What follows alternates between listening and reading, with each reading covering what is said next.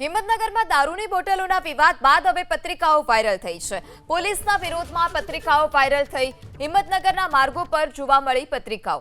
પત્રિકામાં કાયદાનો ભંગ કરનાર સામે કાર્યવાહીની માંગ કરાઈ છે। પત્રિકામાં કાયદાનો ડર ન હોવાનો પણ આરોપ। ત્યારે પોલીસના વિરોધમાં આ પત્રિકાઓ વાયરલ થઈ છે। એક યુવક કે જેણે રસ્તા પર જ દારૂની ખાલી બોટલો ગોઠવી હતી અને પોલીસને જણાવ્યું હતું કે જે દારૂબંધી છે તે ફક્ત ને ફક્ત કાગળ પર છે, કોઈ યોગ્ય કામગીરી કરવામાં નથી આવતી અને બુટલેગરો બેફામ છે। અને આ તમામ વચ્ચે તે યુવકની ધરપકડ કરી પોલીસ દ્વારા માર પણ મારવામાં આવ્યો હતો અને ત્યારબાદ હવે આ પત્રિકાઓ પણ વાયરલ થઈ છે।